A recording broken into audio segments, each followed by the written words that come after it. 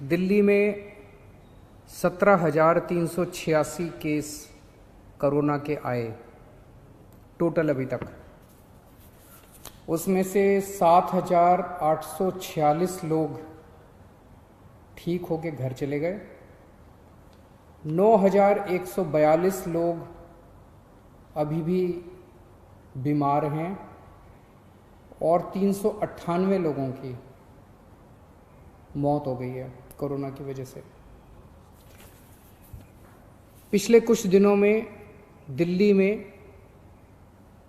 Corona की वजह से कोरोना के केस बढ़ रहे हैं, तेजी से बढ़ रहे हैं। इस बात को हम स्वीकार करते हैं।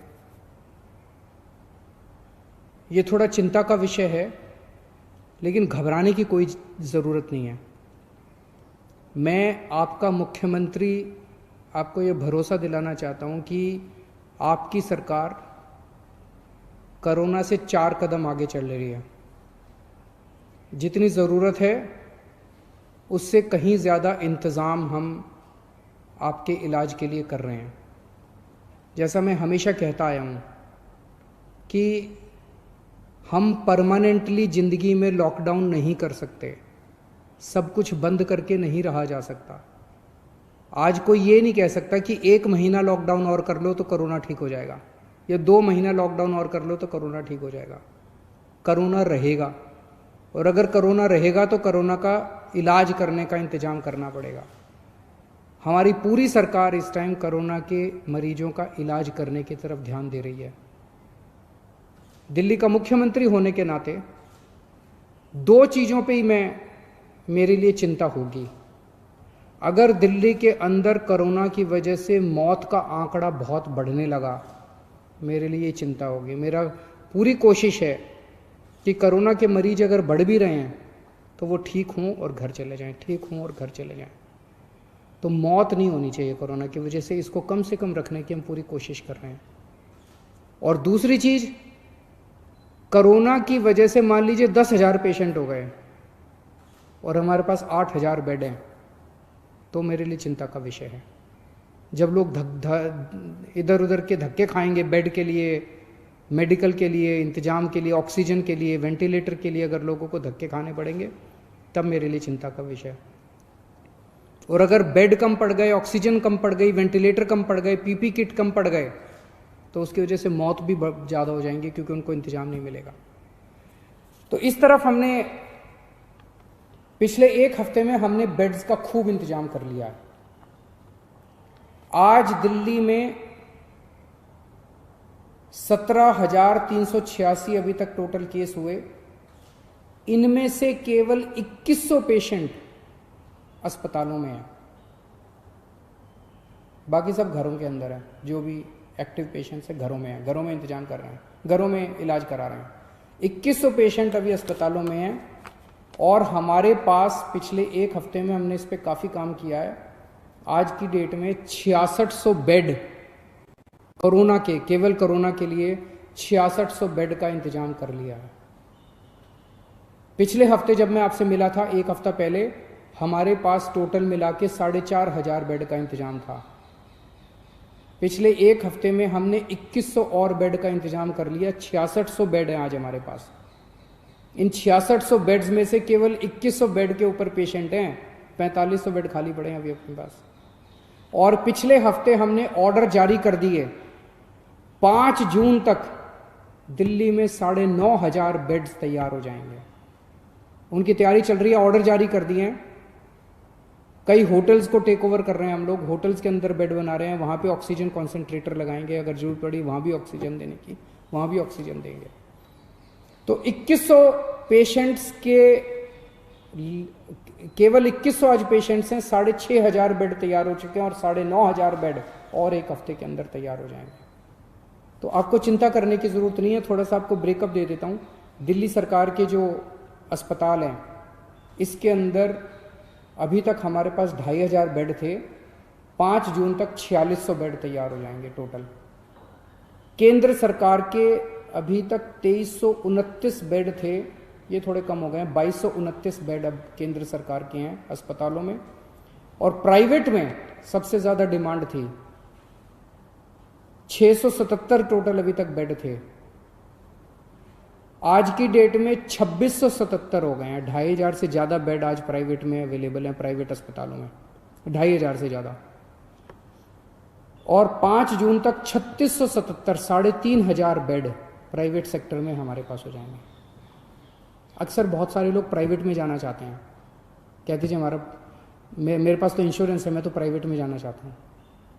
आपकी मर्ज़ी, आप कहीं भी जाइए, लेकिन आपकी जानकारी लिख के बता दूँ, जैसे दिल्ली के सरकारी स्कूल बहुत अच्छे हैं, दिल्ली के सरकारी अस्पताल भी बहुत अच्छे हैं।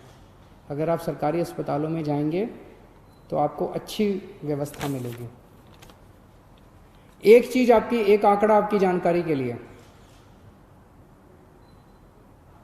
14 मई को दिल्ली में 8,500 केस थे।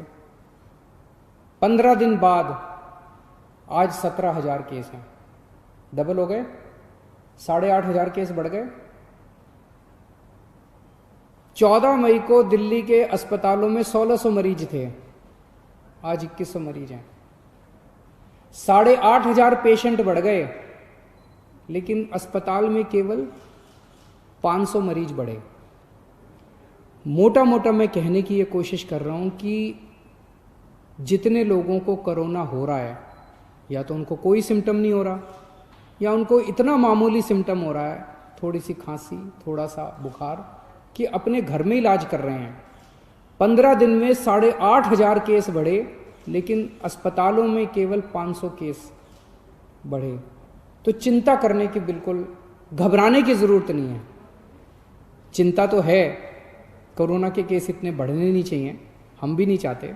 थोड़ा भी बुखार है तो क्यों है, क्यों तकलीफ होनी चाहिए अपने लोगों को। लेकिन अगर कोरोना है तो घबराने की ज़रूरत नहीं है। मोस्टली लोग, अधिकतर लोग ठीक हो रहे हैं और अपने घर पे ही ठीक हो रहे हैं। एक परेशानी सामने आई थी कि एक तरफ तो हम कहते हैं जी बेड्स का खूब इंतजाम कर लिया, वेंटिलेटर का इंतजाम कर लिया, ऑक्सीजन का इंतजाम कर लिया, चिंता मत करो, 6600 बेड्स का इंतजाम कर लिया। लेकिन अगर किसी के घर में कोई कोरोना का मरीज हो तो वो कहाँ जाए, उसे नहीं पता कि कौन से अस्पताल में कितने बेड खाली हैं, उसे नहीं पता कौन से अस्पताल में कितने वेंटिलेटर खाली हैं। कुछ मामले आए जिसमें कुछ लोगों को धक्के खाने पड़े, जानकारी का अभाव था। एक तरफ बेड खाली हैं और दूसरी तरफ लोगों को पता नहीं है।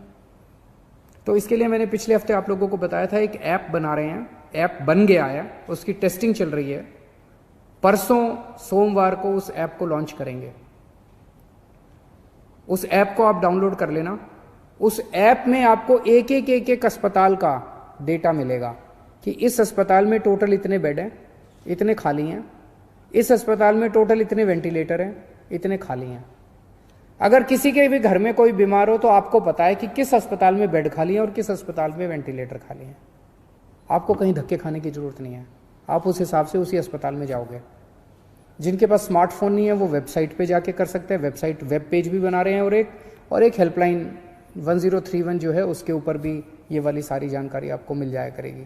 तो इसके बाद मैं समझता हूँ कि आपको इधर उधर कहीं धक्के खाने की ज़रूरत नहीं पड़ेगी। एक मेरी सब लोगों से ये निवेदन है कि गंदी राजनीति के चलते कुछ लोग भ्रमित करने वाले वीडियो बनाते हैं। वीडियो कहीं और का है। आज सुबह से कोई एक वीडियो चला रखा है कि देखिए कितनी लाशें दिल्ली के अस्पताल में, वो पता चला कहीं और का है, दिल्ली का है ही नहीं। कल किसी ने चला दिया कि देखो दिल्ली सरकार के अस्पताल में कितना गंदा खाना, वो पता चला दिल्ली सरकार का अस्पताल ही नहीं था, कोई और अस्पताल था, किसी और का अस्पताल था, दिल्ली सरकार का था ही नहीं।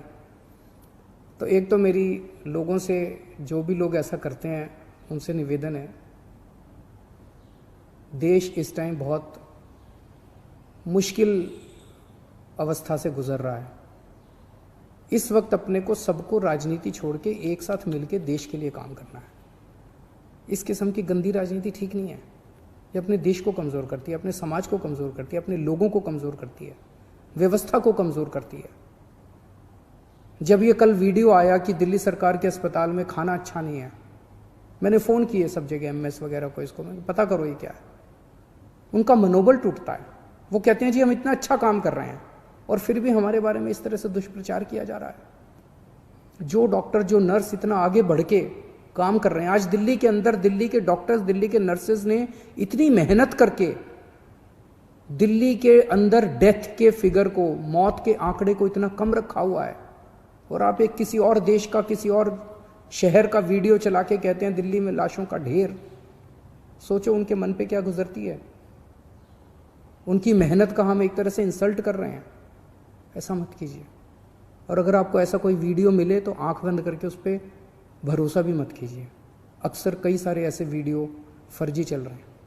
अगर कोई सच्चा वीडियो होगा मैं आपको भरोसा देता हूं उसके ऊपर एक्शन लिया जाएगा, और हमने लिए हैं कि बहुत सारे ऐसे झूठे वीडियो भी चल रहे हैं। नमस्कार।